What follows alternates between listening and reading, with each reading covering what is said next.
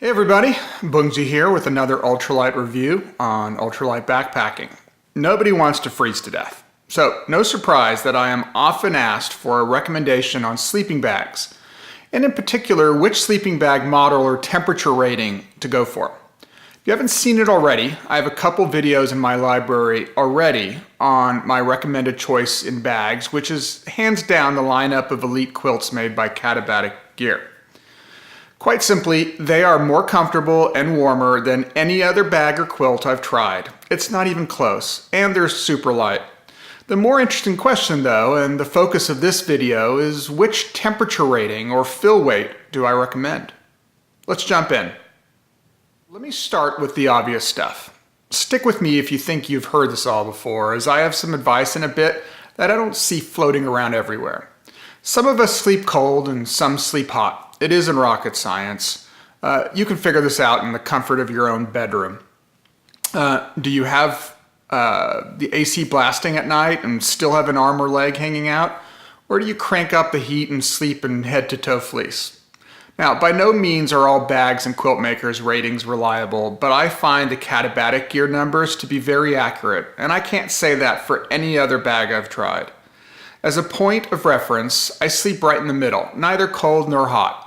I am very comfortable under Katabatic's ratings, and that's without the quilt tied down or the draft collar cinched, which add all kinds of added warmth. Now, here's where the topic gets interesting. I've been asked on a few occasions by fellow hikers whether I recommend playing it safe and just going with a sleeping bag model with extra fill weight and therefore a lower temperature rating. I've seen this strategy actually validated by other vloggers, under the logic that it is overall lighter to add extra warmth to your sleeping bag since it's just feathers, than to add extra warmth in the form of additional clothing layers or a heavier, bulkier jacket. While this is true, adding feathers to a sleeping bag is certainly lighter than adding a jacket, I disagree with this philosophy. I don't think it's that simple. To me, the topic of sleeping bag temperature rating choice is actually better reframed as a question about jackets. And the answer or recommendation comes down to the type of hiking you're doing. If you're hiking from dawn to dusk, eating quickly and then climbing right into your sleeping bag, then do not carry the extra fill weight in your sleeping bag or your jacket.